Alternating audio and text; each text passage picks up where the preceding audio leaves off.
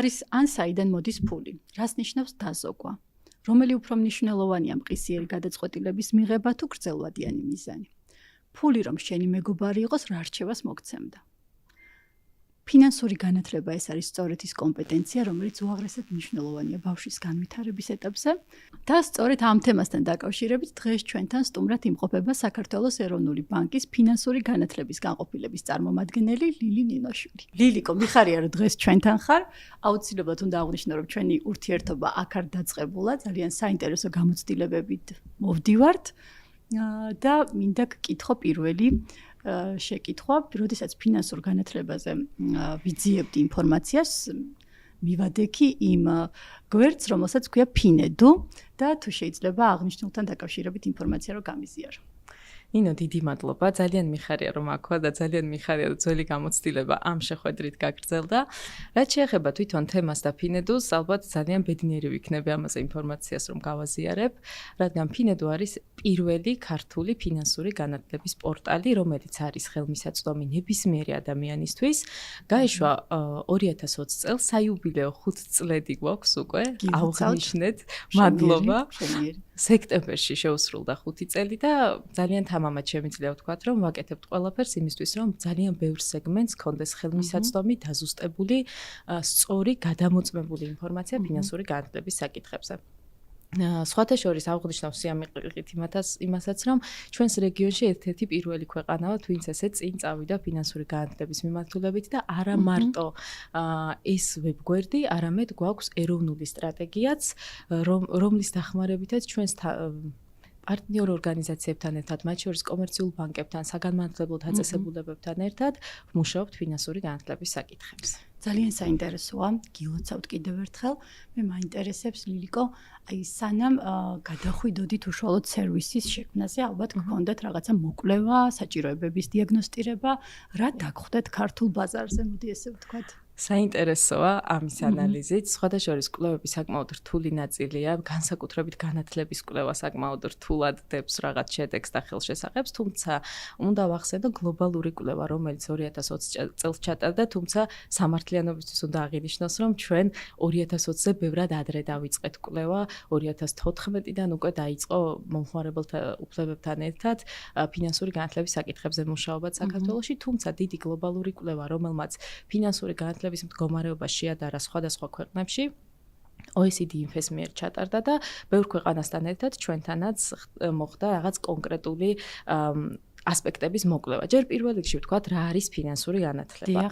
ფინანსური განათლება ეს არის ცოდნა, ქცევა და დამოკიდებულება. ანუ ერთია რა ვიცი, ანუ თეორიული ცოდნა რისი მაქვს, მეორეა რაც ვიცი ის რა როგორ გადამაქვს ქცევაში, მაგალითად თუ ვიცი რა არის დეპოზიტი, მაქვს თუ არა ეს დეპოზიტი, მალტივად რო ვთქვათ, და მესამე ყველაზე რთულად დასამუშავებელი რაც არის, ეს არის დამოკიდებულება. ერთია ვიცი, მეორეა 20 ლარი გადავდე რომ დამეზოგა, მაგრამ მესამეა რამდენად მჯერა რომ სწორად მოვიქეცე ეს რო გავაკეთე.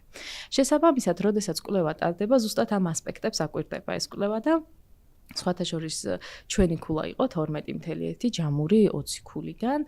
არ იყო ძალიან ესეთი საამაყო, მაგრამ მათ შემასპოთებელი შეიძლება ესეც ითქვას. თუმცა ყველაზე მნიშვნელოვანი რაც გამოკვეთა არის ის, რომ დამოკიდებულებებში არის ძალიან დიდი სამუშაო სივრცე, ასე რომ ვთქვათ. ყველაზე ალბათ ესეთი ცოტა მხიარულად რომ მივუდგეთ ამ საკითხს, ყველაზე ხშირად რასაც აფიქსირებდნენ ადამიანები არის ის, რომ ფული ხელის ჭუჭყია. და ამას ეთანხმებოდნენ ის, რომ ფული იმისთვის არის, რომ უნდა დავხარჯოთ, ის რომ ხვალე უნდა იფიქროს ხვალის, ანუ ჩვენი ანდაზებიდანაც ბევრი რაღაც წამოვა იმისი, რა დამოკიდებულებაც არსებობს. რეალურად ჩვენი ყველა პროგრამა, ჩვენი ყველა ქმედება, რასაც ვცდილობთ, რომ ამ მიმართულებით გავაკეთოთ, ზუსტად იმაზეა მიმართული, რომ ამ მაჩვენებლებმა თანდათან ზემოთ აიწიოს. თუმცა ვერ ვიტყვი, რომ ცოდნის ასპექტი სამუშაო არ არის, ან ქცევის ასპექტი არ არის სამუშაო, თუმცა მაინც ის პირველი რაც იყო, ეს არის დამოკიდებულება. და განსაკუთრებით დამოკიდებულებები მუშაობს, როდესაც სხვადასხვა თაობა ხდება ერთმანეთს, იმიტომ რომ პატარები უფრო ადვილად ადაპტირებადები არიან, სიახლეს თუ მიაწვდი უფრო ადვილად ითვისებენ, მაგრამ ჩვენ რომლებსაც უკვე გამჯდარი გვაქვს ქცევაში ის, რომ გრძელვადიანი მიზანი მოიცადე, როგორ დავგეგმო, ეს უფრო რთულად შესაძლებელი ხდება. ძალიან საინტერესო ამბავს ამბობ. პრინციპში ფსიქოლოგებიც, როდესაც ბავშვებთან ვიწყებთ მუშაობას, აუცილებლად მივადგებით ხოლმე მშობლებს და დღეს უკვე აღარც კი განიხილება ბავშვთან მუშაობა მშობლის გარეშე. აი თქვენ დარწმუნებული ვარ, რომ ბავშვების ნაწილში წამოყვნენ თავისთავად ესე მოხდებოდა, იმიტომ რომ გამოცდილებების და ესე ვთქვათ, გამყარებული ინტროექტების ნაკლები ქონდეთ, მაგრამ აი მშობლებამდეც მიხვიდოდით, ხო? ჯერ სანამ მშობლებს შევეხებით, მინდა გთხოვო, აი უშუალოდ ერთი საგაკვეთილო პროცესი რომ წარმომიდგინო, რა პროცესია ეს ბავშვისთვის და რამდენად ისე ცოცხალია ეს პროცესი, აი ესე დავინახოთ უფრო რომ სასიამოვნო ნაწილს შევხედეთ ბავშვებთან მუშაობა ჩვენთვის ერთ-ერთი ყველაზე გამორჩეული ნაწილია, ამიტომ რომ ერთია რომ შენ მიგაქვს რაღაცა კარგი ცოდნა, მაგრამ მათგან ბევრად უფრო მეტი მოგაქვს და ეს არის ძალიან სასიამოვნო ჩვენთვის. ვიტყვი იმას, რომ საგაკვეთილო ეს არ არის, უმეტესად უბრალოდ ბავშვებს ხვდებით არაფორმალური განათლების ჭრილში, არასაგაკვეთილო პროცესში, მაგრამ კი მივდივართ სკოლაში და ვატარებთ გაკვეთილს. როგორია ეს გაკვეთილი? ვცდილობთ რომ ეს არ იყოს მათთვის მოსაწყენი, ამიტომ მიგვაქვს თამაშები, გვაქვს ფინანსური განათლების თემაზე თამაშები, ის რომ ტერმინი ისწავლონ, ის რომ ფულის ისტორიას შეეხონ. ასევე გვაქვს პატარა მხიარული პრეზენტაციები, რომელშიც თვითონვე ჩართულები არიან. ვაკეთებთ ადგილზე რაღაცა პატარა დისკუსიებს საკითხთან დაკავშირებით. ძალიან საინტერესოა მათი მოსაზრება ფულზე და დაზოგვაზე. და ყოველთვის რაზეც უმეტესობა წუწუნებს არის ის, რომ მე დავზოგე და დედამ გამომართვა. ძალიან საყვარელი. მასესხეც არა ხო გამომართვა? აღარ მიბრუნებს, ანუ ისინი არ აღიარებენ რომ ეს თან ხარ დაბრუნდება, მაგრამ ძალიან დარდობენ ამაზე, იმიტომ რომ მე შევაგროვე, რისთვის აგროვებ? ანუ ჩვენ ყოველთვის ვესაუბრებით, რომ მიზანი და ოცნება შეუძლიათ ფინანსურ მიზნად აქციონ და ფულზე საუბარი და ფიქრი ძალიან კარგი რომ, ანუ ცუდი კი არა, ძალიან კარგია იმისთვის, რომ პატარა ასაკიდან დაიწყოს. და სხვათა შორის ძალიან ჯანსაღად უყურებენ და თუ კი ერთი და იმავე კატეგორიას მეორედ ხვდებით, ხედავთ რომ ცოდნასთან ერთად ქცევაში გადატანაც დაწყებულია, თუმცა მათ შემოდის უკვე მშობლის როლი, რომ მოვიდა და დედამ გამომართვა და ეს ძალიან სახალისოა ხოლმე, თუმცა მეორე მხარეს რომ შეხედოთ ცოტა გაანალიზო რა ხდება, ალბათ მან ზუსტად თაობას შორის განსხვავება ფულის მართვის დამოკიდებულებაში. თუმცა ბავშვები ძალიან კარგ პოზიტიურ მოლოდინებს ქმნიან. აუცილებლად უნდა გავაზიარო ერთი გამოცდილება, როდესაც პატარები ვიყავით, მე და ჩემი ძმა, ჩვენთან სტუმრად მოსული ადამიანები ხშირად გვჩუქნიდნენ ფულს. და ალბათ ჩემს ძმას ძალიან დაეხმარებოდა ფინანსური განათლება, იმიტომ რომ მას მოსწონდა წითელი კუპიურები, რომელიც იყო 10 მანეთიანი და მე მქონდა 25 მანეთიანები და უბრალოდ მას მქონდა 25 მანეთიანები და მე ვუცვლიდი მას და ის ბედნიერი იყო, რომ წითელი კუპიურა, რომელიც იყო 10 მანეთიანი, 25 მანეთიანებში გადაცვალა. და რა თქმა უნდა, უაღრესად მნიშვნელოვანია ბავშვისთვის ამის ცოდნა. მეტიც აი ზოგჯერ არის დათრგუნული, რომ თუ კი ბავშვი საუბრობს, რომ მე მინდა რომ შევაგროვო ფული, ან ბავშვი რომელიც ხშირად ეხება ფულს და რაღაცა ამ თემას აზიარებს, მშობლის მხრიდან არის ხოლმე ცოტა ესეთი წნეხი, რომ რამდენჯერ უნდა ისაუბრო ამაზე და ფული ბავშვთან რა შუაში მე გადავწყვეტ, შენ რა გიყიდო. აი გრძელვადიანად რომ ვთქვათ, ხო? აი ვთქვათ დღეს 10 წლის არის და არ ვაკარებ ფულს, იმიტომ რომ მე როგორც ესე ვთქვათ, მე უკეთ ვიცი მას რა ჭირდება, ვთქვათ მე გადავწყვეტ რა უნდა ვუყიდო. რა საფრთხის წინაშე შეიძლება დადგნენ, ხო? ბავშვები. სამართლიანობისთვის ისიც ვთქვათ, რომ ყველგან არ გვხდება ესეთი მძაფრი სიტუაცია. თუმცა, მოდი შევხედოთ იმას, რა იქნება თუ დღეს ბავშვს არ ეცოდინება, რომ ფული ისეთივე რესურსია, როგორც სხვა ყველა დანარჩენი. და რატომ მივდივართ და ბავშვებთან რატომ ვიწყებთ ამაზე საუბარს? ზოგადად, ფინანსური განათლება ვამბობთ, რომ არის საფუძველი, მე როდესაც უკვე დამოუკიდებელი გავხდები, ეკონომიკურად ვიყო გამართული, ეს წელში გამართულს რო ვამბობთ ხოლმე, ვიყო დამოუკიდებელი და ფინანსური დამოუკიდებლობა სხვა თემებს რო არ გადავწყვეტ, იმ სხვა თემებშიც ძალიან მნიშვნელოვანია. ბავშვმა, რომელმაც ჩვევაში არ გადაიტანა პატარა ასაკიდან, რომ დღეს რომ 5 ლარი მაჩუქეს, იმ 5 ლარს ბევრი დანიშნულება აქვს და რომ ყველაფერი რაც მინდა ჩემი საჭიროება არ არის, ეს თუ არ იცის 5 ლარი რომ ეკნება ნაჩუქარი, იმასაც ისე დაწყაჯავს, როგორც 5000, რომელიც შეიძლება მისი სახელფასო შემოსავალი იყოს მომავალში. ამიტომ ჩვენ ყოველთვის ვამბობთ, რომ რატომ ესაუბრებით ბავშვებს, როდესაც ისმის შეკითხვა, რა აზრი აქვს მათთან დეპოზიტზე საუბარს, ბანკშიც ვერ მივას რაღაცა 10 წლის ბავშვი. ჩვენ ვამბობთ, რომ ეს არის ქცევის გამომუშავება და დამოკიდებულებების ფორმირება. ცოდნა ცალსახად, მაგრამ ისაც გრძელვადიანში მათ დაეხმარებათ ეგ არის. ან ბავშვმა თუ თავიდანვე იცის, რომ გავარჩიო რა არის ჩემი საჭიროება, რომ საკვები მჭირდება, წიგნი მჭირდება, გართობაც კი შეიძლება ის სურვილიც რაღაც დონეზე საჭიროება იყოს. ცოტა გართობაც ზედმეტ მეტიც შეიძლება დამჭირდეს, მაგრამ ამაში მთელი ჩემი ფული არ უნდა წავიდეს და შეიძლება მთელი ეს ფული 5 ლარი იყოს კვირის განმავლობაში. ამას თუ ბავშვობიდან სწავლობს, იცის რომ ნებისმიერი შემოსავლის რაღაც ნაწილი უნდა შეინახოს. შეინახოს იმისთვის, რომ ბავშვობის ასაკში რისთვის აგროვებენ, უკეთესი რვეული უნდა რომ იყიდოს, რომელიც საჭიროება არ არის და დედა ამბობს, რომ მე უკეთ ვიცი და შენე არ გჭირდება, მაგრამ მე მინდა და ის რომ ეს უკვე ჩემს ხელშია, ჩემი სურვილები როგორ რეალიზდეს, ამას ვასწავლეთ ბავშვობიდან. და ზრდასრულ ასაკში შემიძლია რომ თუ კი ეს ცოდნა და დამოკიდებულებები მაქვს პატარა ასაკიდან ხელფასი რომ ჩაირიცხება, აღარ ვწუწუნებ, რომ ეს კვირაში ეს ფული გაქრა. იმიტომ რომ ფული არ ქრება, ხო, ფულს ვხარჯავთ და გონივრული ხარჯვა არის ის, რაც გვინდა რომ ვასწავლოთ ბავშვებს. შვენიერი, ახლა მე გამახსენდა რამოდენიმე ბავშვი, რომელიც ოცნებობს, რომ იყოს ბიზნესმენი, მილიონერი მინდა გამოვიდე. აი რაღაცა მინდა ჩემი ახლობელი დემეტრე ყვება, რომ ისეთი რაღაცა ბიზნესი გეგმა შემომთავაზე, სადაც მე ბევრი ფული მექნება და აი ამ ნაწილს არასდროს არ მიუყვებით, ხო? აი ეს ბევრი ფული რისთვის გინდა, ხო? კარგი, გინდა რომ ბიზნესი გააკეთო, რაღაცა თავის ხელნაკეთი ნიუთები გაყიდოს. ან ახლა შევთავაზეთ, რომ უეკლო მაყვალი დაათესოს და თუ ვერ გაიყიდა რამოდენიმე მოხალისე ვართ, ვინც შევისყიდით ამას, მაგრამ ის ითხოვს, რომ აი ეს ამ მაყვალს რაღაცა დროის შემდეგ მოვიყვან და მე ახლა მჭირდება ეს ფული. აი ძალიან საინტერესოა ბავშვები რას აზიარებენ, რომ აი ფულით რის იყიდვა უნდათ. თუ აზიარებენ ამ ტიპის გამოცდილებას. და რამდენი უნდათ კიდე ეს ფული თუ არის განსაზღვრული. სხვათა შორის, აი, როდესაც მივდივართ ან ჩვენთან მოდიან ბავშვები და მათ ვესაუბრებით, ძალიან ხშირია ძალიან გონივრული მოლოდინები. რას ვგულისხმობ ამაში? რაღაც ჩვენ რო ვიცით ხოლმე მომცა მილიონი, არ გეტყვის ამას ბავშვი. ან გეუბნება რომ უნდა რომ მომავალში იყიდოს ველოსიპედი. უნდა რომ მომავალში მეგობრებთან ერთად რაღაც გააკეთოს. მათი ოცნებები ისინი ხო არ აკეთებენ ისეთ რაციონალიზაციას, რასაც ჩვენ და რასაც ოცნებობენ, იმისი ფრთების შესხმა უნდათ და მათი ოცნებები უფრო რეალურია ხშირ შემთხვევაში. ამიტომ ისინი როდესაც გეუბნებიან რომ ფული სჭირდებათ და ვსვამთ კითხვას, რომ აი რისთვის აგროვებთ.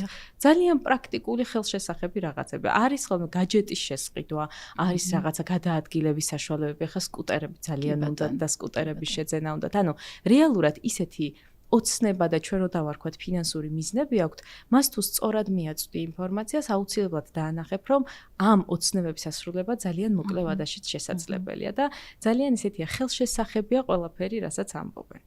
და ალბათ უნდა დავამატოთ მშობლებისთვის ისიც, რომ ეს ბევრად უფრო საინტერესო და ესეთი ძლიერი კომპეტენციების განვითარების პროცესია, ვიდრე ავდგე და მე თვითონ უყიდო ის ველოსიპედი. ხო, ეს არის ალბათ უაღრესად მნიშვნელოვანი, რომ ბავშვი თუ ამ ოცნებას დაისახავს და რაღაცა მიზანია, რომ ეს თანხაში აგროვოს, აი არ უნდა ვეცე იმ ოცნებას და მე თვითონ არ უნდა დაუკმაყოფილო, ხო? ძალიან სწორი შენიშნა, იმიტომ ძალიან ხშირად აღზიარებენ იმასაც, რომ როდესაც თქვათ დაისახა პატარა მიზანი, პირობითად ჩანთის შეძენა უნდა და რომელიც თანხობრივად უფრო ნაკლებია და მართლა შეაგროვა ის თანხა. პირობითად უნდა და 50 ლარი და მართლა შეგროვდა და დაინახა, რომ მართლა შეუძლია ყიდვა.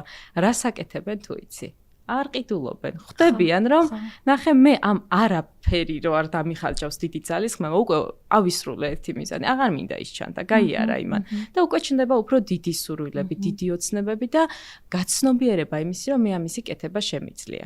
შესაბამისად, ბევრად მეტ საძლევ ამ გზაზე, როდესაც გავუშვებ ბავშვს ბანტო და უბრალოდ ხალდაჭერას უცხადებ, ვიდრე იმითი, რომ მოგიტანე ის ჩანთა. ხო, შეიძლება გავაუფასურო კიდეც მისი ეს გეგმა და მისი ეს უნარები, რომელიც არის, ხო, აი აღნიშნე, რომ ეს უნარები არის ის, რაც ძალიან ღირებულია და პირდაპირ კავშირშია, შეგვიძლია ვთქვათ, მის თვით შეფასებასთან. პირდაპირ, ანუ მე ყველაფერი, რაც მე დამოუკიდებლად გამომდის და რაღაცა მიზნამდე მიმიყვანს და ამას მე თვითონ გავართმევ თავს, ეს არის ჩემი თვითშეფასების ერთ-ერთი მნიშვნელოვანი ესე ვთქვათ, და ქცევასაც ძალიან კარგად უცვლის მერე. ანუ ძალიან ხშირად გვიზიარებენ თუნდაც მასწავლებლები, ჩვენ მასწავლებლებთანაც ძალიან კარგად ვმუშაობთ, მადლობა მათ აუცილებლად იმ ინტერესისთვის, რაც ფინანსური განათლების მიმართულებით აქვთ და ძალიან დიდი ინტერესი აქვთ ჩვენი პროექტების მიმართ და ხშირად ვიღებთ უკავშირს. ერთ-ერთი პროექტის ფარგლებში ზუსტად ბავშვებს უტარდებოდათ ფინანსური განათლების საკითხებზე გარკვეული შეხვედრები და უკავშირი მივიღეთ ასეთი, რომ როდესაც დავიწყეთ დაზოგვაზე საუბარი და მეორე შეხვედრაზე უკვე თქვეს, რომ დაზოგვა დაიწყეს, უკვე უნდათ გაზიარება, უფრო მეტი ინფორმაცია სჭირდებათ და იმდენად დიდი ინტერესი უჩნდებათ, რომ გაძლევს საშუალებას უფრო მეტად განავითარო ეს მიმართულება. შესაბამისად, მუშაობა ბავშვებთან აუცილებელია და მშობლების დამოკიდებულებების ცვლილებაც აუცილებელია. მეც შემიძლია ვაღიარო, რომ ძალიან ბევრი ოცნება წამირთმევია ჩემი შვილისთვის და მივსულ ვარ საღამოს რაღაცა ანთებული თვალებით, რომ რაღაც ვუყიდე და შემიმჩნევია ის ჩამქრალი თვალი, რომ დაინახა, კარგია, მაქვს და გადადებს, ხო? ეს არ ემართება ადამიანს, როდესაც თვითონ მიაღწევს რაღაცას და ბავშვებთან ეს განსაკუთრებით კარგად ჩანს, შეგვიძლია ვთქვათ. კი ბატონო, ლილი დარწმუნებული ვარ ამ ინფორმაციის გაზიარების შემდგომ უამრავ მშობელს თუ პედაგოგს გაუჩნდება სურვილი, რომ მოგმართონ, აი რა პროცედურა უნდა გაიარონ, როგორ ხდება რეფერირება, როგორ შეიძლება რომ მოგმართონ ამ სურვილით, რომ ჩვენმა კლასმა ან ჩვენმა შვილებმა მიიღონ მსგავსი ტიპის სერვისი. მოკლედ, ჩვენთან ბევრი პროექტია, როდესაც ბავშვებთან ან მივდივართ, ან ბავშვებს ვმასპინძლობთ.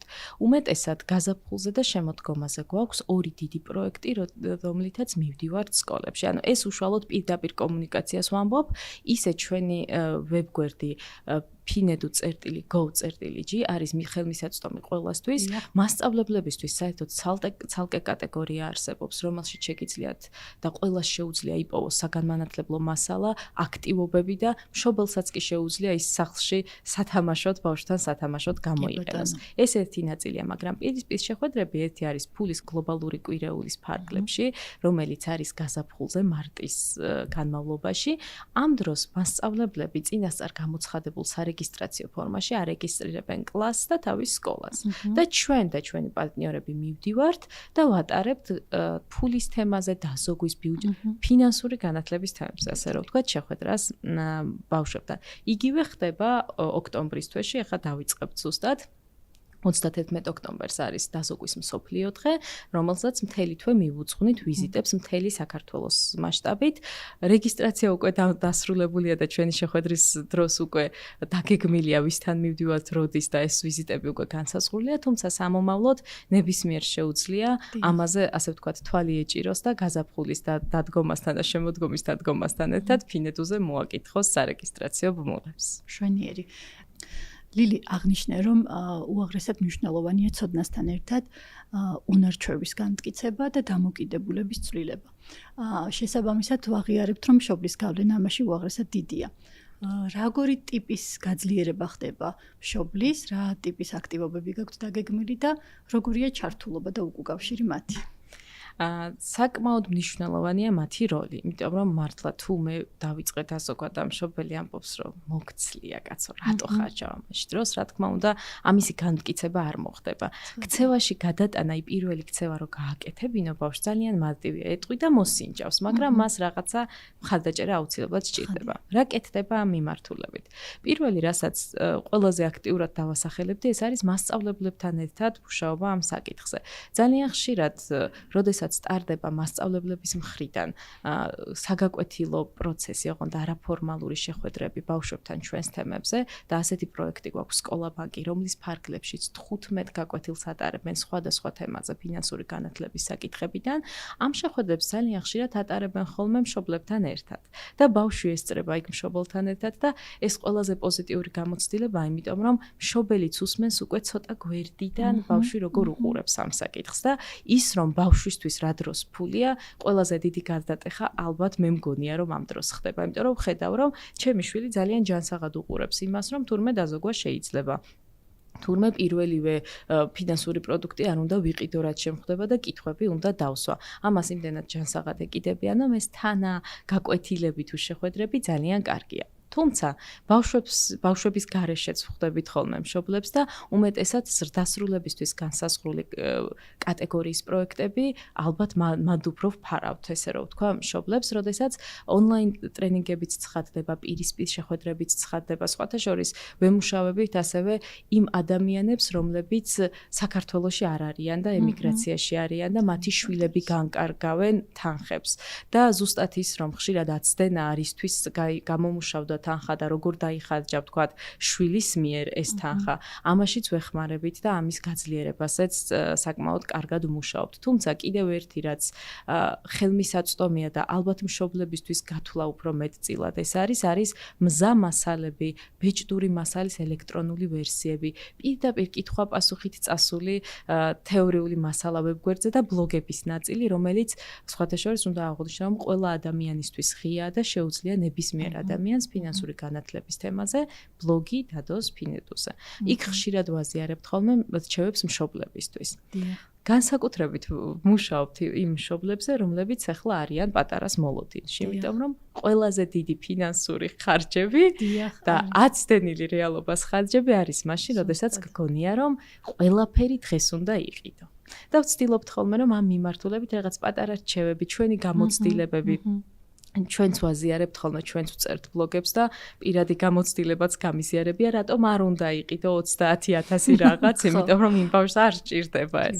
და რეალურად ზუსტად ამას ვაკეთებთ, რომ ის რაც მართლა ძალიან ყოფითია და რეალურია და გგონია რომ ეს თუ არ გააკეთე, სამყარო ინგრევა, ხვდები რომ ეს უბრალოდ ფინანსური ხარჯების გადათამაშებაა და დაფიქრების ამბავი. კი ბატონო, და დარწმუნებული ვარ, უამრავი გაცნობიერება მოდის, რატო ხარჯავდი ამაში ამდენ თანხას, რას ვივსებ ამით, ხო, რას ვივსებ და ძალიან არის კავშირში ეს დამოკიდებულება ფსიქოლოგიური. მე მაინტერესებს და დარწმუნებული ვარ იმაში, რომ როდესაც ამ ტიპის გამოცდილებას და ცოდნას მიიღებენ ადამიანები, აუცილებლად გთხოვენ ინდივიდუალურ კონსულტაციას. ეხლა წეღრო ახსენეთ ემიგრაციაში მყოფი მშობლები, მათი შვილები, კომუნიკაციაშიც არის ხშირად აცდენა, მიზნებშიც და დამოკიდებულებებშიც. თუ გაქვთ ეგეთი ასეთი ტიპის სერვისი, რომ ინდივიდუალური კონსულტირება გაუწიოთ, ან თუ გთხოვენ, თუ მოგმართავენ ამ თხოვნით. სხვათა შორის ინდივიდუალური მომართვიანობა საკმაოდ დიდია, თუმცა ჩვენ არ ვეწევით ინდივიდუალურ კონსულტაციას, თუმცა რა შეგვიძლია ჩვენ? თუ არის რაღაც კითხვა, რომელსაც ვერ მივაგენი სივრცეში, ან თუნდაც ფინეზზე არც ვიცი, რომ შემიძლია მოვიძიო, ხშირად ჩვენს ყველა სოციალურ ქსელში ვართ აბსოლუტურად წარმოდგენილი და ნებისმიერი სოციალური ქსელის მომხმარებელს შეუძლია მოვიდეს, მოგწეროს და მივცემთ მიმართულებას. ასევე უნდა აღინიშნოს ისიც, რომ ჩვენ არ ვართ ის ადამიანები, რომლებიც გადაწყვეტენ სხვის მაგივრად, უნდა თუ არა ეს ფინანსური პროდუქტი ახლა. ეს არის წმინდად ჩემი გადაწყვეტილება როგორც მომხმარებლის. თუ ჩვენ მოგმართავენ, ჩვენ ვეტყვით, როგორ შეიძლება გადაწყვეტილებაზე დაფიქრდე, რას უნდა შეხედო, რა გააანალიზო, ეს ინფორმაცია სად შეიძლება მოიძიო, რა არის გონივრული ამ პროცესში. ჩვენ შეგვიძლია მივცეთ დაფიქრების მასალა და გადაწყვეტილებებზე ჩვენ ვერ ვემუშავებით, იმიტომ რომ გვინდა რომ ადამიანებს ჰქონდეთ თავისი გაცნობიერებული გადაწყვეტილებების მიღების საშუალება. ხო, და შეიძლება რაღაც რეკომენდაცია მოგცე, მაგრამ არ ჩამოიკიდო ეს ადამიანი, ძალიან ბუნებრივია, ხო? მადლობა. მაინტერესებს, გარდა იმისა, რომ ესე იგი ბავშვის მოლოდინში მყოფ ოჯახებს ემუშავებით, ზოგადად რა არის თქვენი ათვლის წერტილი, რომელი ასაკიდან სთავაზობთ ბავშვებს ფინანსურ განათლებას? ჩვენ ზოგადად არა მარტო ბავშვებს, ნებისმიერ სეგმენტს ვემუშავებით ფინანსური განათლების ეროვნული სტრატეგიის ფარგლებში და საკმაოდ დიდ სეგმენტთა ჯგუფს ვფარავთ და რაც შეეხება ბავშვებს, ჩვენ გამოცდილება გვაქვს ბავშვებთან მუშაობის მესამე კლასიდან და მესამე კლასიდან ვემუშავებით მათ.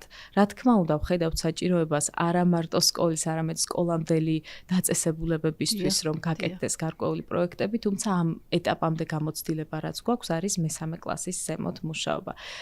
ზოგადად ამ პერიოდში შემოდის კიდეც ეროვნული სასწავლო გეგმის მიხედვით რაღაც პატარა საკითხები და ზუსტად მაგ მომენტში ვცდილობთ, რომ ჩვენ არაფორმალური გზებითაც მივეხმაროთ და ინტერესი, როდესაც ბავშვს გაუჩნდება, ამ ინტერესის დაკმაყოფილების მეთოდებს ვთავაზობთ რეალურად ამ ეტაპზე. მე მაინტერესებს, ახლა ესეთი კითხვა გამიჩნდა, ბავშვების რეაქცია, როდესაც ჩვენ ხო ფინანსები როცა გვაქვს, ჩვენი თავი გგონია ყოვლის შემძლეები და ბავშვებს მით უმეტეს, ხო, რა თანხაც უნდა კონდეს, მოკლედ ყოვლის შემძლეები. ახლა ეს ვიღაცამ როგორ უნდა განმისაზღვროს, როცა მაჩუქეს ეს თანხა, ხო, და მაქვს უფლება როგორც მინდა განსაზღვრო ეს თანხა, ხო?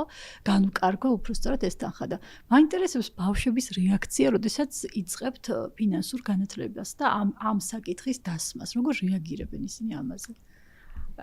ეს რეაქციები არის ალბათ ცალკე საუბრის თემა, შემიძლია ძალიან გულწრფელად ვთქვა, მაგრამ აი მოლოდინი იმისი, რომ ვიღაც მოვიდა აქ და რაღაცას მასწავლის, ეგ ძირითადად არ გვაქვს. რატო?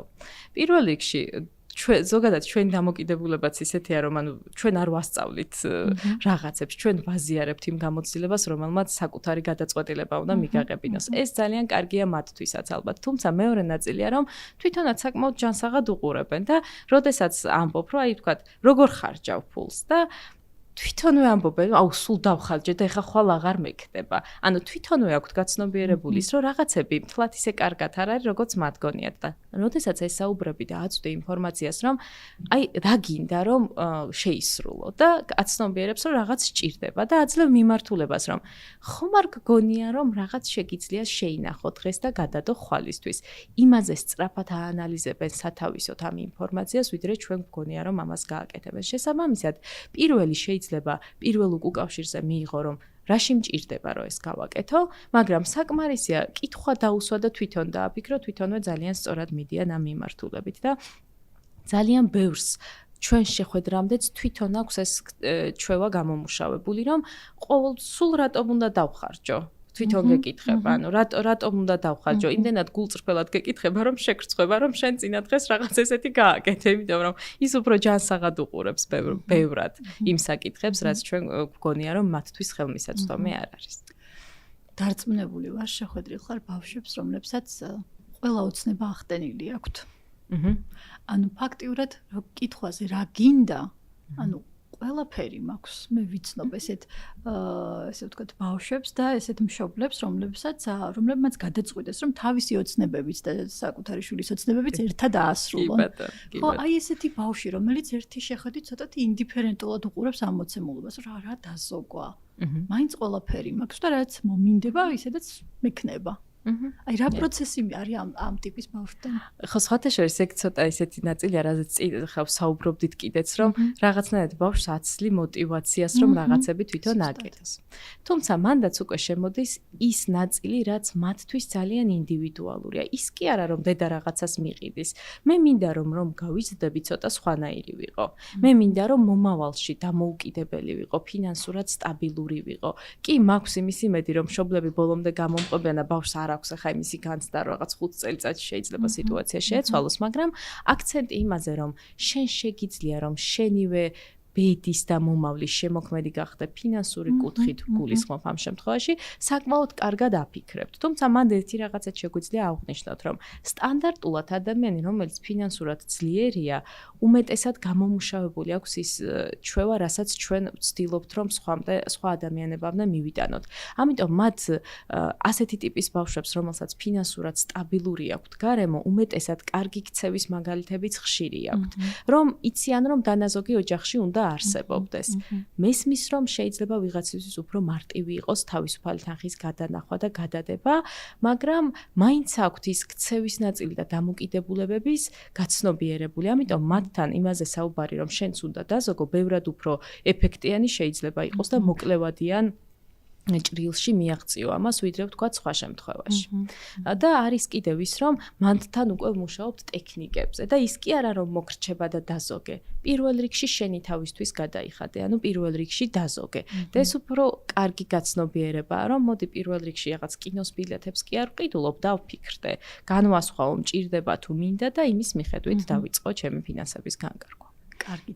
ეხლა შევეხები მშობლების ნაწილს, რომლებიც ძალიან ესე ვთქვათ შფოთვით უყურებენ იმ ფაქტს, რომ ვერ ვეტყვით ჩემ შვილს, რომ არ მაქვს ამის ფული. ხო?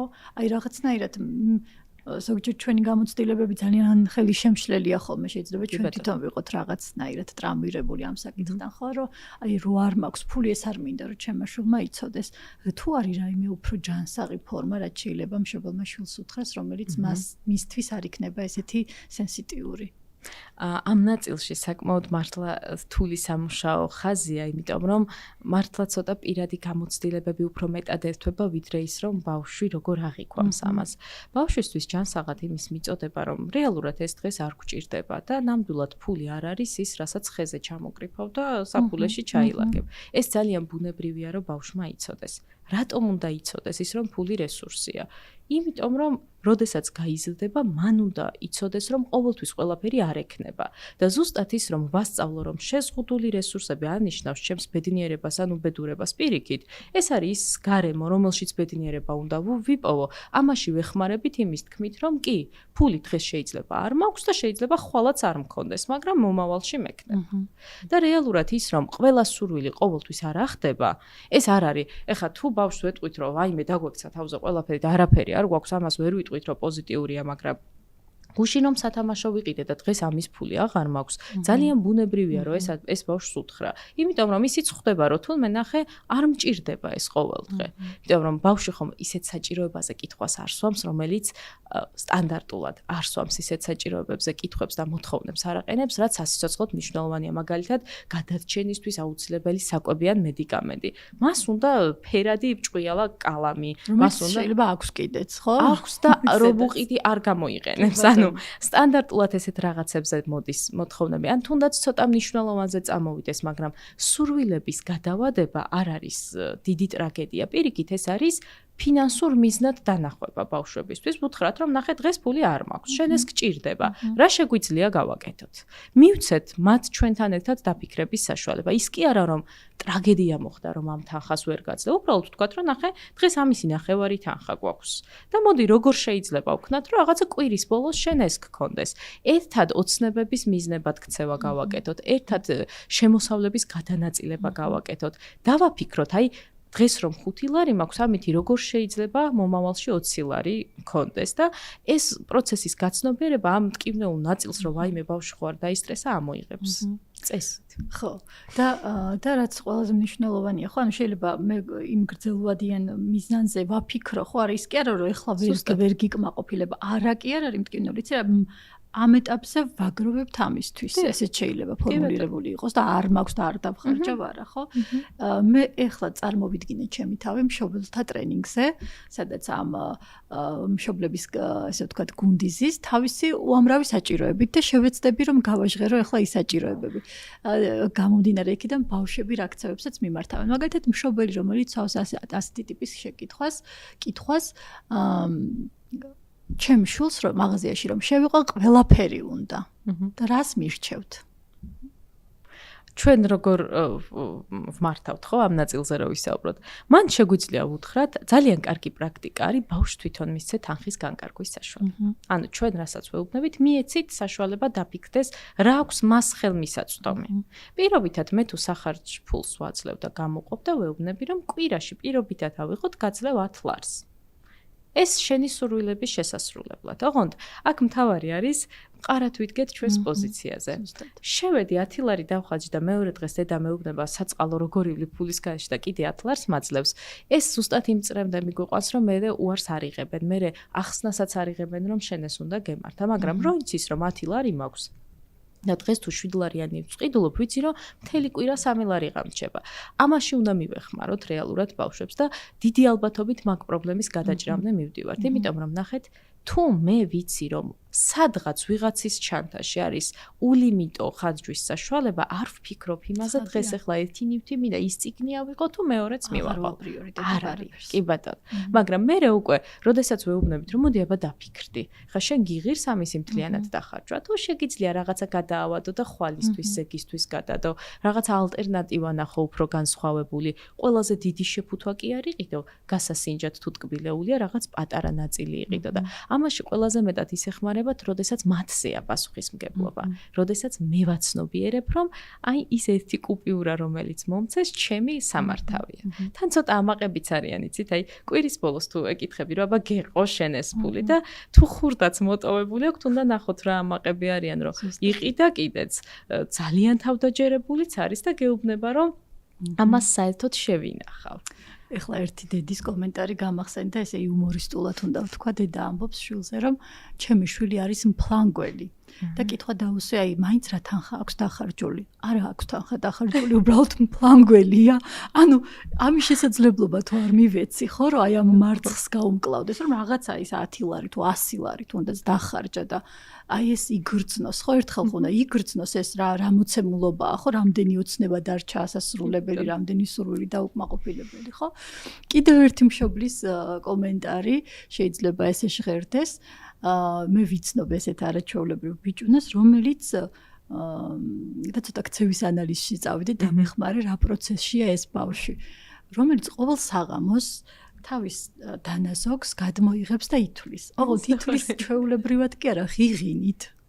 ბედნიერია რა. ანუ იღებს და ეს დედა მეკითხება რა პროცესია ეს. ანუ აი ხო არის რაღაც დღე შეიძლება გამოტოვო კვირა. არა, ეს ბავშვი იღებს თანხას და ითვლის ძალიან გაბრწყინებული და ღიღინით აი ამ თანხას.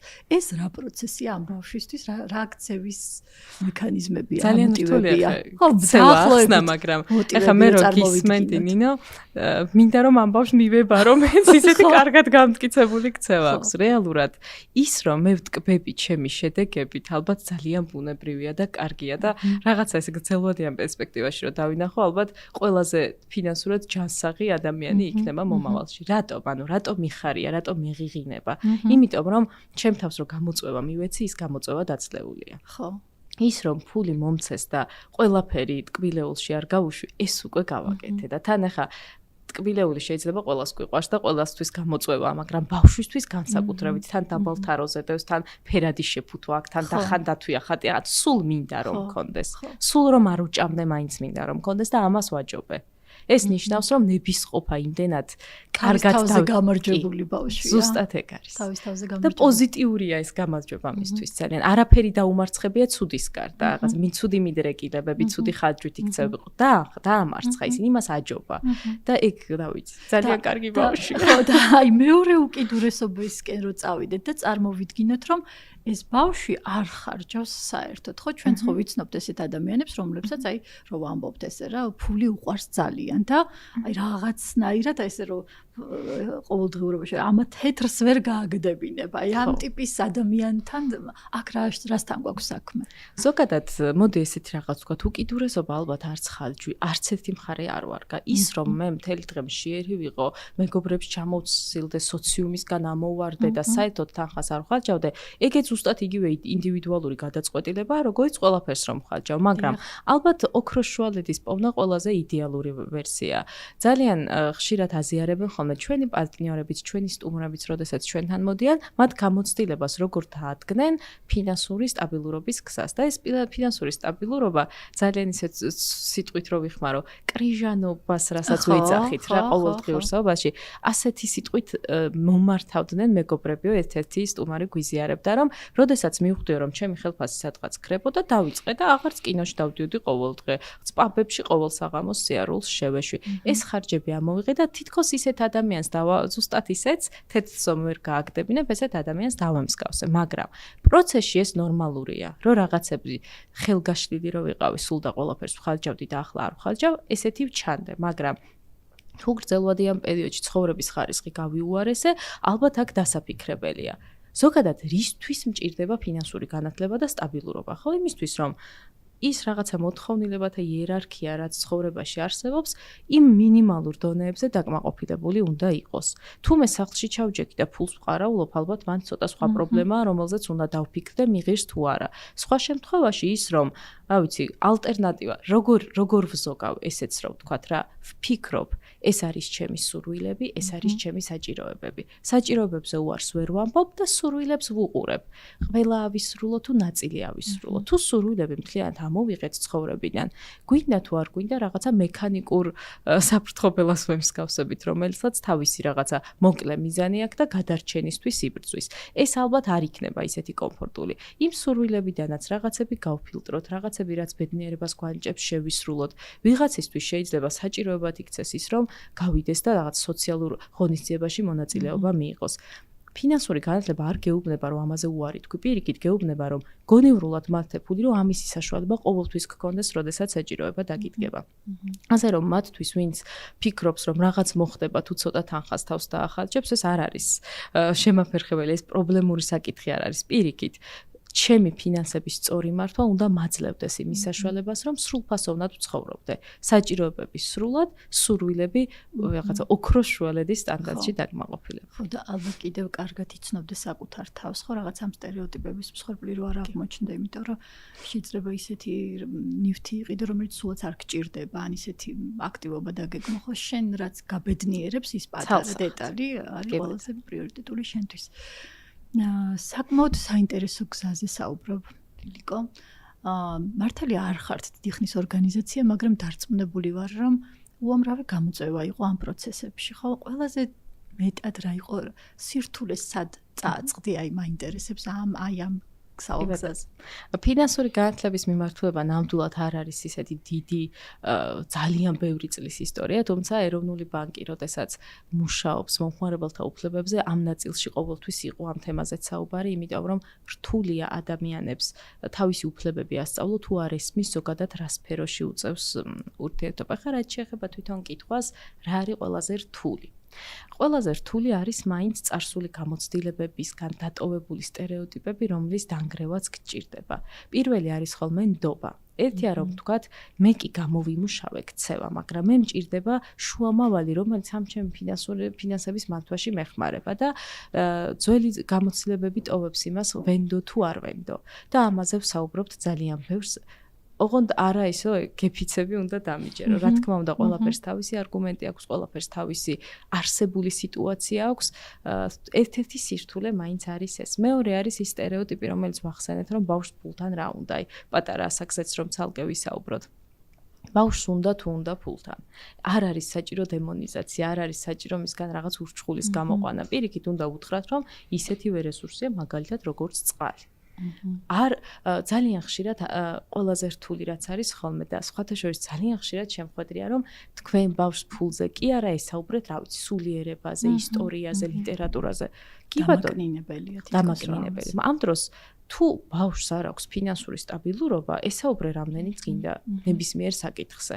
იმიტომ რომ მას თუ არ აქვს დაკმაყოფილებული თავის საჭიროებები, თუ სურვილების ასრულება საერთოდ ვერ არის, იმას აქში არ არის, რომ ადვილად წამოყვეს პირობითად ისტორიის გარჩევაზე, ხო? მას სხვა რაღაცა საფუძველი სჭირდება. ჩვენ პირიქით ვამბობთ, რომ იმისთვის, რომ კარგად მოგისმინოს, სხვა ინტერესები გაუჩნდეს, თავისი პიროვნული განვითარება დაიწყოს, ჩარჩოს სჭირდება რაღაც ხელშემწყობი და ხშირად ეს ჩარჩო ზუსტად ფულია. ამოსავალი წერტილი კი არ უნდა იყოს ცხოვრების ფული. დამხმარე უნდა იყოს, რომ შენთვის რაც ღირებულია, მერე ის გააკეთო. სხვა სირთულეები რაც არის ხოლმე, ცოტა უფრო ტექნიკურ ნაწილზე გადავა, ძალიან რთულია მთელი საქართველოს მასშტაბით ყველასთან მიხვიდე პირადად. ეხლა ჩვენ სულ ახალ პროექტებთან ერთად ვაანალიზებთ, სად არის ყველაზე დიდი გამოწვევა ჩვენი, სად შეიძლება რომ სხვა პროექტებით მივიდეთ და ალბათ ერთ-ერთი ყველაზე დიდი სირთულე მაინც ვცდომა ისეთ რეგიონებში, რომელიც მაგალითად მაღალმთიანია, რომელიც ეთნიკური უმცირესობით დასახლებულია და განსხვავებულია მათი საკონტაქტო ენა. და მაგ მიმართულებითაც ძალიან ბევრი საქმე კეთდება და იმედი გვაქვს, რომ ამ ნაწილსაც დავფარავთ. თუმცა უნდა აღინიშნოს ეგ, რომ ძალიან რთულია მიწვდე მთელი საქართველოს მასშტაბით. ცხადია. აი ამ ეტაპზე როგორია თქვენი დაფარვა, აი დაახლოებით რამდენ ადამიანს ან სკოლას მოიცავს თქვენი სერვისი?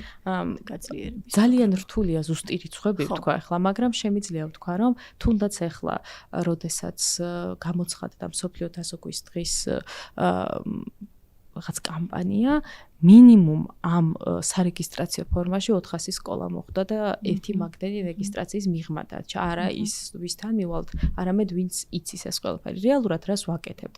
ჩვენ ახლა მიმდინარე პროექტი გვაქვს რეგიონში მაცხოვრებელი ხალხისთვის და დაახლოებით 5 რეგიონში ადგილობრივი გადამზადებული მაცხოვრებელი ატარებს ტრენინგებს მათთვის, ვისთანაც ჩვენ მივდივართ, სადაც არის მაღალმთიანი რეგიონი, სადაც არის ასაკოვანი 60+ ადამიანები, ყველაზე რთულია მათთან ცდომა და მათ დამოკიდებულებებთან მუშაობა, ყველაზე ერთ-ერთი ყველაზე დიდი გამოწვევა რაც არის. ასევე ჩვენ გვაქვს რაღაც დისტანციური პროდუქტების შეთავაზებაც, დისტანციური ტრენინგები. ძალიან გვეხმარებიან ჩვენი პარტნიორი კომერციული ორგანიზაციები, ვისაც ფილიალები აქვთ რეგიონების მასშტაბით და მათი საშუალებით ვწვდებით და მათი საშუალებით ვრცელდება ის, რაზეც ჩვენ ვსაუბრობთ, ხო? რეალურად ჩვენ მუდმივად ვმუშაობთ თითქმის ყველა რეგიონში. პერიოდულად ფიზიკური შეხვედრები ტარდება სამეგრელოში, იმერეთში, თბილისში, აჭარაში, შედარებით ნაკლები დაფარვა გვაქვს გურიაში, თუმცა სხვადასხვა პროექტებით, ეხლა ერთ-ერთი პროექტი ზუსტად გურიის წარმომადგენელთან ერთად ხორციელდება. კახეთის რეგიონი, ქვემო ქართლი, სამცხე-ჯავახეთი ის რეგიონებია, რომელსაც მუდმივად ვფარავთ.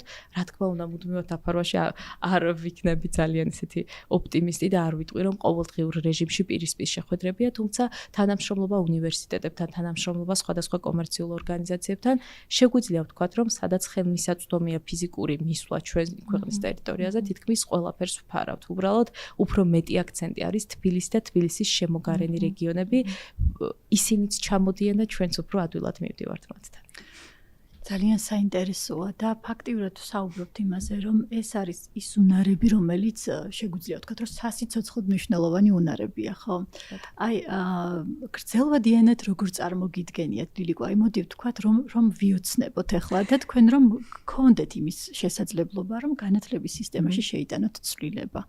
აი, უკვე ამდენი სკოლა მოიცავით, ამდენ მშობელს გაეცანით, პედაგოგებს, ხო, აი ძალიან ხელშესახებია მათი საჭიროებები და ის გამოწვევები თქვენთვის, რაც არის არსებულ სკოლებში. რა ცვლილება შეიტანით გრძელვადიან მიზნებში, რომ გქონდეთ ამისი შესაძლებლობა? სხვათა შორის ჩვენ განათლების სამინისტროსთან გვაქვს თანამშრომლობის გამოცდილება და ძალიან ნაყოფიერი, ზოგადად სამოქალაქო განათლება, რაც ახლა სკოლაში ისწავლება, სხვადასხვა კომპეტენციას აერთიანებს და საბაზო საფეხურზე ფინანსური განათლების საკითხები ჩვენთან კონსულტაციით არის შეტანილი. ამასთან თვითონ ეროვნული სასწავლო გეგმით გათვალისწინებული არის და დაწყებით საფეხურზეც გარკვეულ თემებზე საუბარი ფინანსური განათლების. თუმცა ოცნებებს რომ გავყვეთ, როგორც აღნიშნეთ, ალბათ ყველაზე იდეალური იქნება უფრო დიდი წილით ამ საკითხზე საუბარი. ის რაც არაფორმალურ განათლებაში შეიძლება რომ ფორმალურ განათლებადაც იქცეს. იმიტომ რომ კარგია საბაზო საფეხურისთვის მაშინ, როდესაც უფრო მეტად ვიწყებ რაღაცის გააზრებას, უფრო მეტად გამიჯდება ცნობიერებაში მაშინ, როდესაც ვესაუბრებით, მაგრამ ხშირ შემთხვევაში ეს კვირაში 1 საათია და კვირაში 1 საათი არ არის ის დრო, როდესაც რაღაცა შემიძლია რომ კარგად გავამყარო ჩემს გონებაში. კარგი იქნება ალბათ უფრო ბევრი ხელმისაწვდომი. ძალიან ხშირია სხვათა შორის სკოლებში კლუბებს აკეთებენ, ფინანსური წიგნიერების კლუბები კეთდება. ძალიან კარგი გამოცდილება აქვთ პედაგოგებს ამისი, თუმცა ალბათ ამისი ფორმალიზება ყველაზე კარგ შედეგს მოგცემდა მაინც საბოლოო ჯამში. რომ წარმოვიდგინოთ და გავყვეთ ამოცნებას, თუ შეიძლება და თუ არის ამისი შესაძლებლობა და რესურსი, რომ თქვენთან გადამზადდნენ, თქვათ, აი რეგიონები ახსენეთ და მესმის, რომ ძალიან რთულია გაიშალო ესე, ხო? თუ არის ამის შესაძლებლობა, რომ რეგიონებში მოხალისეები გადამზადდნენ და მათ უფრო მეტი ინტენსივობით შეძლონ სკოლებთან კომუნიკაცია და თანამშრომლობა. ძალიან კარგი საკითხია, რასაც შეეხენინო და რეალურად ჩვენ სულ ვცდილობთ, რომ პროექტები ისე გავაკეთოთ, რომ უშუალო ბენეფიციარებთან ერთად მივწვდეთ მათ, ვინც შუამავლებად იქნებიან ჩვენსა და საბოლოო მიმღებს შორის ინფორმაციის. ეხლა მიმდინარე პერიოდში რამდენიმე პროექტი გვაქვს, რომელსაც ვაკეთებთ. ორი არის პირდაპირ მასწავლებლებისთვის, ერთი მოდულია სამოქალაქო განათლების მასწავლებლებისთვის და ეკონომიკურ წიგნიერებაზე. მათ უტარდებათ ტრენინგი, შეთავაზებულია როგორც პირისპირ შეხვედრა, ისე ონლაინ ტრენინგები და ამ პროექტის რაღაცა გავლის შემდეგ უფრო მეტი ხელშესახები ინფორმაცია აქვს რაღაც ეკონომიკურ და ფინანსურ საკითხებზე, გადავცემთ მასალებს, წიგნებს და შეუძლიათ მოკლედ ეს ძალიან კარგად გამოიყენონ. გვაქვს მეორე პროექტი და დაინტერესებაც ძალიან დიდია. ესეც შემიძლია რომ ვთქვა. მეორე პროექტი გვაქვს ვახსენე კიდეც სკოლა ბანკი, როდესაც მთელი საქართველოს მასშტაბით მასწავლებლები და უნდა აღვნიშნო რომ სრულიად მოხალისეობრივი პრინციპით ერთვებიან. გადიან ჩვენთან 2 დღიან ტრენინგს და 15 საგაკვეთილო სულ ასე ვთქვათ აქტიურ სწავლებაზე დაფუძნებულ 15 საგაკვეთილო მოდულს იღებენ, წიგნს თავისი აქტივობებით, გაწერილი მოდულებით, მიიღებენ სრულად, იღებენ ამ ინფორმაციას და შემდეგ წლის განმავლობაში კლასებთან მინიმუმ ამ 15 გაკვეთილს ატარებენ. თუმცა ძალიან კარგი გამოცდილება გვაქვს, რომ შესაძაც პედაგოგს აქვს შეხება 2 სკოლასთან, იმდენად პოზიტიურ უკავშირს იღებს, რომ ორივე სკოლაში ატარებს, მიუხედავად იმისა, რომ ჩვენ მხოლოდ ერთს ვთხოვთ, რომ ერთი სრული 15 გაკვეთილი ჩატარდეს. ეს არის, რასაც ვთქვათ, შუამავლებად ვიყენებთ. ახლა მიმდინარე გვაქვს კიდევ ესეთი პროექტი, რომელსაც ფინედუს ტრენერი დავარქვით და რეგიონების სხვადასხვა წარმომადგენლები გადავამზადეთ, როგორც ტრენერული უნარჩვევების, ისე ფინანსური განათლების კუთხით და მათივე საცხოვრებელ რეგიონში უკვე არა მხოლოდ ბავშვებისთვის, ნებისმიერი ასაკის ადამიანისთვის, ვისაც ინტერესი აქვს, ტარდება 9 მოდულიანი ტრენინგი, რომელიც პირდაპირ არის მიმართული იმაზე, რომ მინიმუმ კითხვის დასმის საშუალება მაინც გამიჩნდეს, ჩემს ირგვლივ რაც ხდება, ვთქვათ, რაღაც ფინანსურ გადაწყვეტილებაში, სწორად ვიღებ თუ არ ვიღებ სწორად. ძნელია ქცევაზე და დამოკიდებულებაზე რაღაც 1 და 2 საათიან შეხვედრაზე გახვიდე, მაგრამ დაფიქრებას მაინც თუ დავიწყებთ იმაზე, რომ თურმე უკეთესად კეთება შემიძლია, ალბათ პირველი მიზანი ეს იქნება. რეალურად ახლა საკმაოდ ამ პროექტის ფარგლებში 600-მდე ადამიანს მივწვდით. შეიძლება რიცხვით არაფერს ამბობს, მაგრამ თუ ვიტყვით, რომ ეს 600 ადამიანი უმეტესად ეგრეთ წოდებული საზღვრისპირა რეგიონებიდან არიან, დიდი ნაწილი, უმეტესი ნაწილი მაღალმთიანი რეგიონის მაცხოვრებელია და ამ მაცხოვრებლებს შორის უმეტესი არის 50+ ადამიანი, რომელთანაც ცდომა ზოგადად საკმაოდ რთულია, ვიტყვით, რომ საკმაოდ პოზიტიურად მიმდინარე პროექტია. რა თქმა უნდა. ძალიან საინტერესოა და მეც დიდი სიამოვნებით მივიღებდი ამ ტრენინგში მონაწილეობას, იმიტომ რომ არ ვიცი ყო იმაზე დიდი ბენეფიტი ვიდრე ცოდნის მიღება თუ კი არსებობს და ურჩევ ყველას ვისაც მოხარისეობრივად უნდა რომ მსგავსი გამოცდილება მიიღოს და მსგავსი ცოდნით აღიჭურვოს. ცხადია, ვიღაცა უფრო სიღრმეში მიდის, ვიღაცა ზედაპირზე რჩება, თვით განვითარებაც ძალიან მნიშვნელოვანია, მე თუ რაღაცა კარგი, ესე ვთქვათ, საფუძველი ჩამიყარეს, მე შემიძლია რომ საკუთარ განვითარებაზეც ვიმუშაო, ეს ეხება მშობლებს, პედაგოგებს თუ ტრენერებს. ბოლოს მინდა რომ ვინაიდან და რადგანაც მშობლები მაინც ყველაზე დიდი გავლენის მატარებლები ვართ და რაღაცნაირად ჩვენი წარსული გამოცდილებები თუ სტერეოტიპული დამოკიდებულებები გვზღუდავს, რამოდენიმე რეკომენდაცია რომ მივცეთ მშობლებს, რითი დაიწყონ გავიგეთ რომ შეიძლება შევხვიდეთ, ნახოთ უამრავი რესურსი, მაგრამ საიდან დაიწყონ, რა რეკომენდაციებს მისცემდით? ალბათ რითიც ვიწყებთ ყველასთან ალბათ პირველი რეკომენდაცია ეს იქნება, რომ დაიწყეთ საკუთარი თავისთვის გადახდით. გადაუხადეთ პირველ რიგში საკუთარ თავს, ან თუ არ გაქვთ დაზოგვის ჩვევა, მოდი ვცადოთ და დავზოგოთ.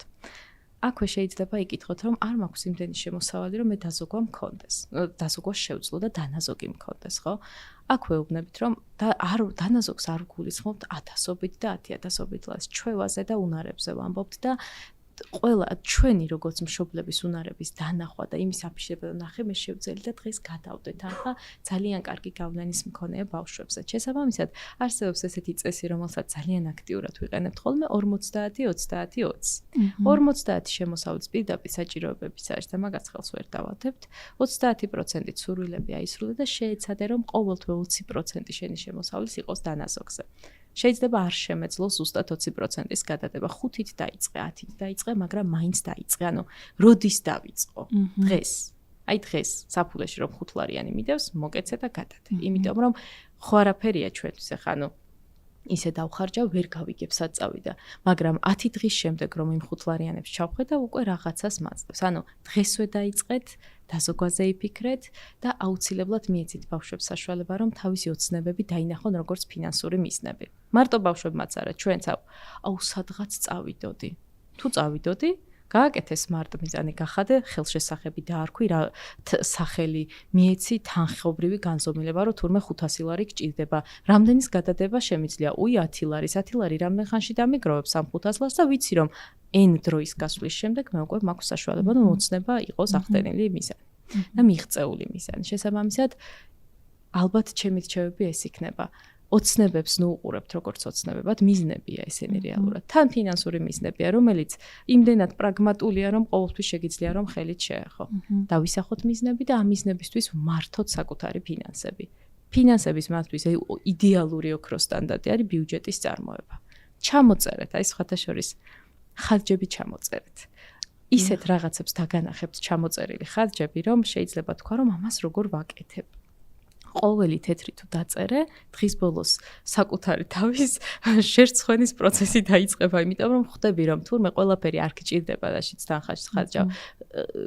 სივრცეს დაინახავ, სად შეიძლება რომ თანხა გამოათავისუფლო. ამიტომ ერთია რომ დავისახე მიზანი და ის ჩემი მიზანი ოცნებები რომ გადავთარგმნე მიზნებად, ვაწარმოებ ბიუჯეტს და ვუყურებ სად მიდის ჩემი შემოსავალი და აუცილებლად ვცდილობ რომ მინიმალური მაინც გადავდო ყოველთვიურად. ეს არის ზუსტად ის საწყისი, რომელიც მე მაძლევს საშუალებას რომ უფრო თავისუფალი ვიყო, უფრო ენერგიულიც ვიყო, იმიტომ რომ უკვე ვიტოვებ რაღაცებს იმისთვის, რომ ჩემს ოცნებებს მივყვე, ასე რომ ჩვენს ხელშია ის როგორები ვიქნებით 5 წელში, 10 წელში და შეიძლება მომდევნო თვეშიც კი. უღრმესი მადლობა ვერ გიშვებ ლილიკო და მინდა რომ აი ესეთი ბოლო კითხვა კიდევ დავიტოვო. უაღრესად მნიშვნელოვან და საინტერესო საქმეს ჩაუდექი სათავეში და მიყვები ამ პროცესს. აი ამ განვითარების გზაზე ძალიან ხშირად გვჭირდება ხოლმე უკუკავშირი. უკუკავშირი, რომელიც გაგზრდის, რომელიც ფრთებს შეგვასხავს, რომელიც გამოგვაფხიზლებს. თუ გაქვს ესეთი უკუკავშირი ბავშვებისგან, მშობლებისგან, შენთვის საყვარელი, შენთვის ღირებული, შენთვის აი ესეთი სულ რომ გახსოვს და ცოცხალია. ყველაზე მნიშვნელოვანი რაც მომახსოვრდება ყოველი შეხვედრის შემდეგ არის ის, რომ როდესაც ხვდებით ამბობენ, რომ ეს იყო ძალიან ცოტა. ხო, ისეთია თითქოს, რომ აი ნახე რაღაცა დააგელი, მაგრამ მეორე ნაწილია, რომ ხვდები, რომ ამის მიმართ ინტერესი არსებობს. ის, რომ ფინანსური განათლება აღარ გონია ადამიანს, რომ ეს იქნება დაუსრულებელი ცხრილები, რეპორტები და თურმე ეს ჩემი ყოველდღიური რეალობაა და ამას რომ აცნობიერებს, უფრო მეტი ინტერესი ჩნდება, შეგვიძლია ვთქვათ, რომ ჩვენი საქმე იმ მიმართულებით კეთდება, რა მიმართულებითაც მართლა უნდა მიდიოდეს და უკუკავშირი რომ ორი უკუკავშირია, ესე ვთქვათ, საყვარელი. ერთი ბავშვების მხრიდან, რომ უკვე დანაზოგი აქვთ და როდესაც მიდიხარ, გქონია შემთხვევა, რომ კი, ანუ ვიყიდე რაღაცას გეუბნება და ისეთი ანთებული თვალებით, რომ ალბათ მაგისთვის ღირს, რომ რაღაცები აკეთო და მეორე რომ ეს არ არის საკმარისი გეუბნებიან. კი ბატონო. განსაკუთრებით აი, როდესაც მშობლები ან მასწავლებლები მოდიან და ჩვენთან 2 ან 3 დღე უნდა იყვნენ დღის განმავლობაში და ეს საკმაოდ ბევრია, ხო? იმიტომ რომ დასაქმებული ვარ, სამუშაო დღეს მოვდივარ და როდესაც უკუკავშირს გაძლევენ და გეუბნებიან, რომ ცოტა იყო და დღეების რაოდენობას კიდევ გავზრდიდი. ხვდები, რომ მისთვის ყველაზე ძვირფასი ის თავისი დრო არ ენანება იმისთვის, რომ შენთან ერთად იყოს. და კიდევ იმიტომ, რომ ეს ამ კომპეტენციის დეფიციტია რეალურად რა. ანუ ხვდები, რომ დეფიციტის გამო არის ცოტა. უღრმესი მადლობა, ძალიან საინტერესო, ძალიან პროდუქტიული შეხვედრისთვის. დარწმუნებული ვარ, ბევრი ადამიანისთვის იქნება რესურსული ის გამოცდილება და ის ცოდნა, რომელიც დღეს გაგვიზიარა. ძალიან დიდი მადლობა შესაძლებლობისთვის. ჩვენ ალბათ არც ერთ შესაძლებლობაზე არ ვიტყვით თუ არს, რომ ყველა ადამიანს უთხრათ, რომ ფინანსური განათლება ძალიან მნიშვნელოვანია და თუ დაგჭირდებით, გავმეორდებით ჩვენი ფინედუს ლოზუნგით და ვიტყვით, რომ თქვენი ფინანსური მეგზურები ვიქნებით, სადაც დაგჭირდებათ, როგორც დაგჭირდებათ და რა მეთოდითაც დაგჭირდებათ. პირადად მე გაძლევთ გარანტიას, რომ აუცილებლად შეგეხმიანებით. მადლობა. დიდი მადლობა.